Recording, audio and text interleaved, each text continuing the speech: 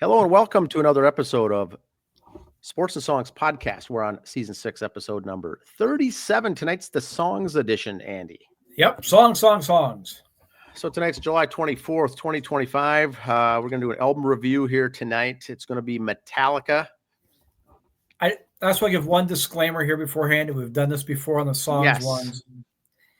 For the next 3 episodes, yes, I'm wearing the same shirts. We're recording 3 weeks in a row tonight. So don't think we never change clothes. We're going to record them all. Yeah, we'll release them there in the next subsequent 3 weeks onto Thursdays. But we got some baseball stuff, tournaments and that. So we got a time factor stuff. The first one's going to be Metallica. And we're going to do Saint Anger. Now, this is an interesting one, Andy.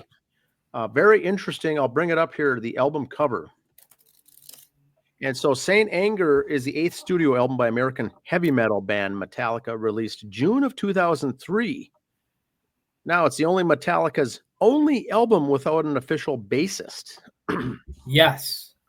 So they had a bassist, but not a member of the band. And so Jason Newsted had just left the band prior to the recording studios, and they brought in Bob Rock. And Bob Rock says, "Hey, I'll play bass in the studio, and then you can get a full-time bassist for the upcoming tour." Yep. And so that's kind of what they did. He came in there, and the bass lines in any Metallica songs are pretty. It's not easy stuff. So he came in, did a great job. After he was done, they brought in Robert Trujillo, yes, who's been with the band I think ever since. So yep. Very good bassist, but they brought him in. So they began the recording April 2001. They had to postpone it when James Hetfield entered rehabilitation for alcoholism and various other addictions, plural. Yes. I mean, this is all this. I'm just reading it straight from Wikipedia, but James is going through a tough period of his life here, various other addictions. And so they said, let's table this whole thing and then release our next album when you get back and you get better. Well, they didn't resume recording until May of 2002. So, 13 months pass. Yep. And there was some struggles. There were some struggles going on. And while they had this, they filmed a DVD. They had a recording group came in and recorded, the interactions with the band and whatnot. And that was called Metallica, Some Kind of Monster. And so that was released as a DVD later, talking about the turmoil and talking about him going through his alcohol or various rehab addictions and all the anger that was pent up and built up inside of him as, going back from a child. It came out to be this album called Saint Anger. They used the real life emotions that were going on at the time into the lyrics and to the songs. One thing I like about this, there's no guitar solos, Andy. Right. So they resumed it. They did the documentary film while all this was going on, and Hetfield was in therapy and, going through counseling sessions, and it was intended for release June of 2003, but was released 5 days earlier due to concerns over unlicensed distribution via peer-to-peer file sharing. LimeWire, all these MP3 download sites were huge at this time. So they're having the problems with the band. They're having the problems with Newsted leaving, Hetfield in various rehab. And now they're like, we're not going to make money because everyone's going to download this before it even becomes available. We got to release it early. So anyway, they did do that. They had to release it. They spent 2 years touring on the road, and the album went double platinum. So Andy, some good stuff. And once again, this is an album you need to be in the right frame of mind. Yes. It's not your regular Metallica. Like I said, there's no guitar solos, which made some of their songs longer, the long guitar solos, which was kind of what drew some people to the band. Yes. And it turns out to be, all these songs, it's a 75-minute album. It's very long, but it's not pleasant, uplifting, and positive. It's dealing with a lot of emotion and personal problems. The band hired Phil Towle as a personal enhancement coach to kind of say, hey, let's let's get this life coach in here. Try to think of Dr. Phil on the commercials, right? Right. Life coach, Yeah. parenting coach. They brought him in to try to get all Dr. Rick. out Yeah. and get the band members back together. There was no issues with the other band members, I don't think, right? Well, yeah, It was at just certain points, like any other band or family, I'm sure they had their issues.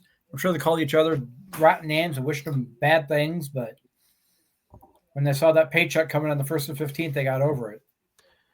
very interesting. So Hetfield did state after it was done, he said the album was written with a lot of passion. I agree with that. I listened to it again today. Lots of passion. The vocals are very passionate. The lyrics are very passionate. There's 2 years of condensed emotion in this. We've gone through a lot of personal changes, struggles. It's so deep lyrically and musically. So I would agree with that. It's mainly about him. There's some other songs I think that perhaps lyrically aren't about him. One's about a girl or a relationship with a woman, but the rest are internal stuff he was dealing with.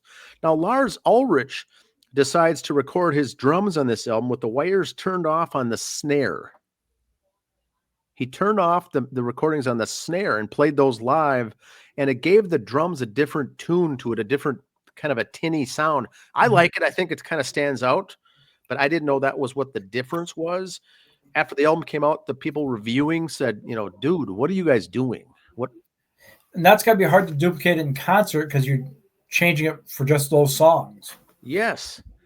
And so some of the guitars they used in most of the songs were recorded in C drop tuning as well. So a more heavy, they tried some different things there. So the album, I'll go on to say, is very good. The music's very good. So here's where they went on tour. They toured at first with Limp Bizkit, Deftones, and Linkin Park, and Mudvayne. Then they continued the tour with Godsmack, Lost Prophets, and Slipknot.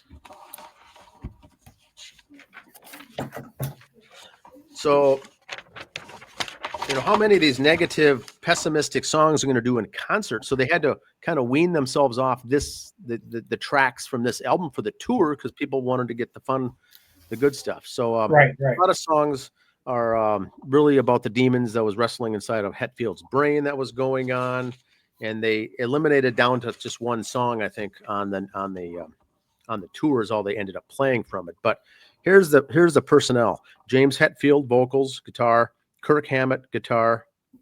Very good, again. Lars Ulrich, drums. It's the regular guys. And then they brought in Bob Rock on the bass. Now, if you watch the music videos, they're Robert Trujillo. Yep. And the tour, of course, with him, and he's still with the band here today. But here's the track listings: Frantic, Saint Anger, Some Kind of Monster, Dirty Window. A lot of these are, I read in the reviews, euphemisms for things you'd hear in sayings you'd hear in therapy or counseling sessions. Dirty Window, Invisible Kid, My World, Shoot Me Again. Not talking about guns or rifles there, but it's Shoot Me Again. It's talking about put downs and negative talk, really. Yep. Sweet Amber, that's the song about a lady. The Unnamed Feeling, and then Purify, and All Within My Hands. So 11 songs, no love ballads, no instrumentals, but they're all 7-8 minutes long, Andy. That's kind of their bit, though, too. So, did it need to be that long? I think with all the stuff going on in their lives at this time, they probably didn't say, look, let's just put out 8 songs and be done with it. James probably says, you know what? I do want some of these other songs. They have to be on this album because I don't want them on another album. I would call it a concept album. That's the word I was looking for. Yeah, concept album. Okay.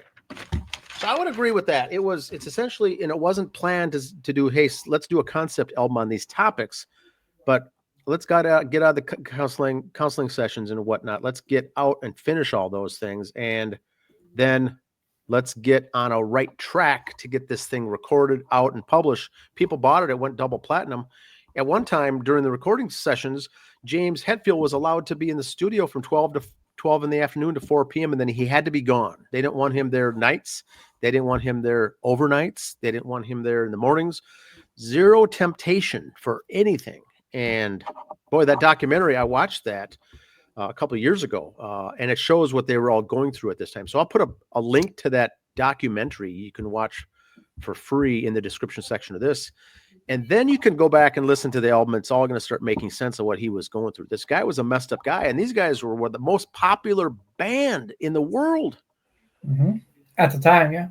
And you're going through these topics of, feeling less than, inferiority complex, feeling like you're not worthwhile, you're negative, depression. I mean, this is the band that was on top of the world, and Hetfield was dealing with all this stuff, which to some folks, they probably can't get their head around that topic.